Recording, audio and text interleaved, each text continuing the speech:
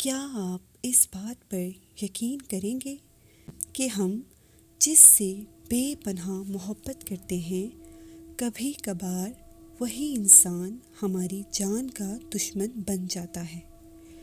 کیا واقعی کالے جادو سے کسی کی زندگی کو اس قدر بدتر بنایا جا سکتا ہے کہ وہ موت کی تمنا کرے؟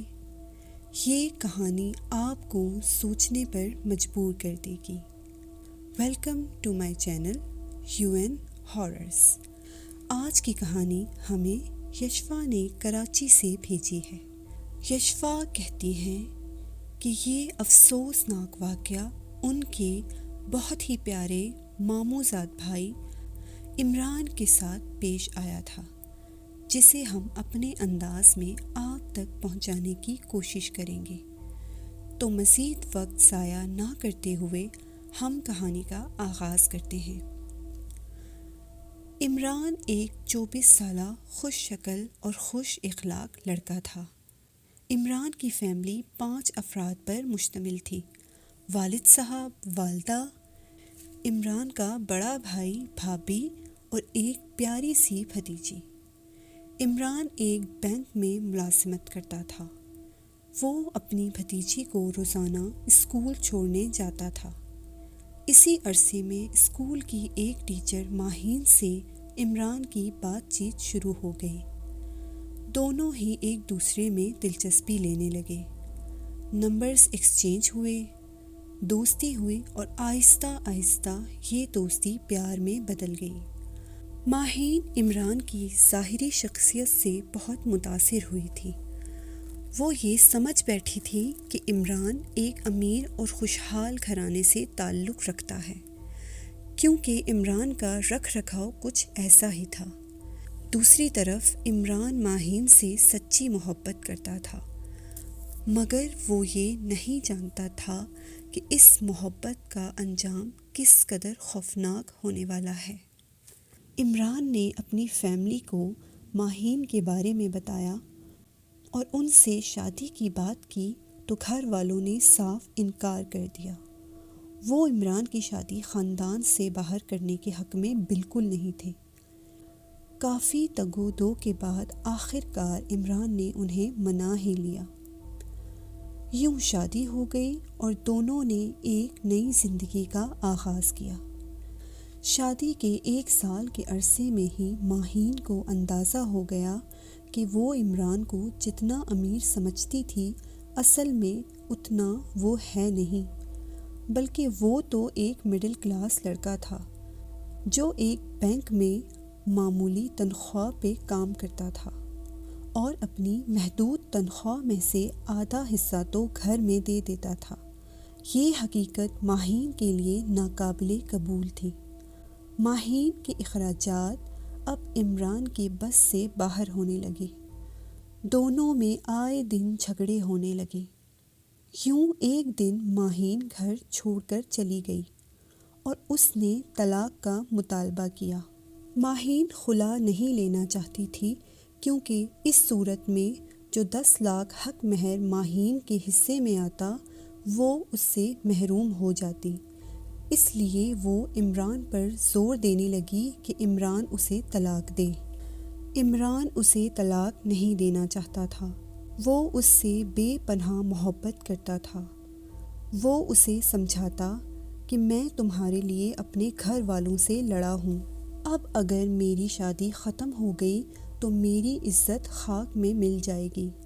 ماہین نے اس سے کہا، ٹھیک ہے، پھر اپنے انجام کے تم خود ذمہ دار ہوگے۔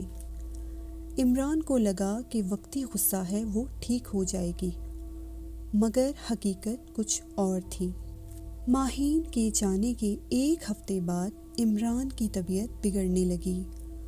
وہ اکثر بیمار اور افسردہ رہنے لگا۔ اس نے جاب پر بھی جانا چھوڑ دیا۔ عمران کی حالت عجیب سے عجیب تر ہوتی جا رہی تھی۔ وہ رات کو خوابوں میں ڈر جاتا اور چیخنے لگتا، کہتا کہ اسے کچھ سائے دکھائی دیتے ہیں اور یہ کہ کوئی ہے جو اس کا گلا دباتا ہے۔ گھر والے اس کو دیکھ کر بہت پریشان ہوئے۔ سب ڈاکٹرز کو دکھا دیا ساری رپورٹس کلیئر تھیں، کوئی میڈیکل ایشو سامنے نہیں آیا۔ دیکھتے ہی دیکھتے وہ دنوں میں کمزور ہو گیا، کھانا پینا چھوڑ دیا۔ جب بھی کھانا اس کے سامنے لایا جاتا تو وہ کھانے کو دیکھ کر وامٹ کر دیتا اور کہتا کہ اسے ہٹائیں، اس میں سے سڑے ہوئے گوشت کی بو آ رہی ہے، جبکہ کھانا بالکل فریش ہوتا۔ عمران کی حالت دن بدن خراب ہوتی گئی، وہ روتا، چیختا اور اپنے آپ کو نوچتا۔ گھر والوں کو کچھ سمجھ نہیں آ رہا تھا کہ کیا کریں۔ ان کی آنکھوں کے سامنے ان کا بیٹا ہڈیوں کا ڈھانچہ بنتا جا رہا تھا۔ والد صاحب ایک دن ایک مولوی کو گھر لے کر آئے۔ مولوی صاحب نے جب عمران کی یہ حالت دیکھی تو وہ افسوس سے کہنے لگے کہ آپ لوگوں نے بہت دیر کر دی، اس بچے پر تو شدید کالا علم کروایا گیا ہے اور تعویذ اس کی موت کے لیے کروائے گئے ہیں۔ یہ جادو اس قدر سخت ہے کہ میں اپنے محدود علم میں اس کا مقابلہ نہیں کر سکتا، آپ بچے کو کسی اور جگہ دکھائیں۔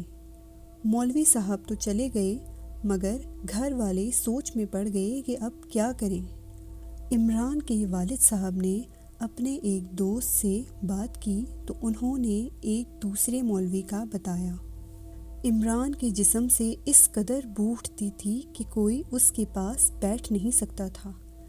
والدہ کا تو رو رو کر برا حال تھا۔ عمران کو جب دوسرے مولوی صاحب کے پاس لے جایا گیا تو انہوں نے بھی وہی بات کی کہ آپ لوگوں نے بہت دیر کر دی، اب آپ اس بچے کے لیے بس دعا کریں کہ اس کی اذیتوں میں کچھ کمی آئے، میں اس کے لیے پڑھائی کروں گا، آنے والے کچھ دن اس کے لیے کسی قیامت سے کم نہیں ہوں گے، آپ اسے یہاں سے لے جائیں اور مزید کہیں لے جا کر خوار نہ کریں۔ وہ لوگ روتے روتے گھر کو آ گئے۔ عمران کی حالت اس قدر خراب تھی کہ جو دیکھتا وہ کانوں کو ہاتھ لگاتا۔ 24 سالہ عمران دنوں میں ہڈیوں کا ڈھانچہ بن گیا، رنگت سیاہ ہو گئی، آنکھوں کے گرد سیاہ حلقے پڑ گئے۔ وہ بستر پر لیٹے لیٹے اچانک ایسے تڑپتا کہ جیسے کوئی اس کا گلا دبا رہا ہو، اپنے دونوں ہاتھوں سے اپنا چہرہ نوچتا، زور زور سے روتا اور کہتا کہ امی وہ مجھے لے جائیں گے، امی مجھے بچا لیں۔ اپنے لخت جگر کو یوں تڑپتا دیکھ کر ماں بھی رونے لگتی مگر کوئی اس کی مدد نہ کر سکتا۔ اسی طرح تڑپتے تڑپتے ایک دن اس کے منہ سے جھاگ نما خون نکلنے لگا اور اس کی جان نکل گئی۔ اتنی اذیتوں اور تکلیفوں کے بعد آخر کار وہ اپنے خالق حقیقی سے جا ملا۔ ماہین کو جب اطلاع ملی تو وہ عمران کی میت تک پہ بھی نہ آئی۔ یوں ایک یک طرفہ محبت اپنے خوفناک انجام کو پہنچی۔ بعض اوقات زندگی میں کچھ لوگوں کو جانے دینا ہی بہتر ہوتا ہے۔ ہر تعلق کو نبھانا ہمارے اختیار میں نہیں ہوتا اور زبردستی تھامے رہنے کا انجام اکثر دردناک ہوتا ہے۔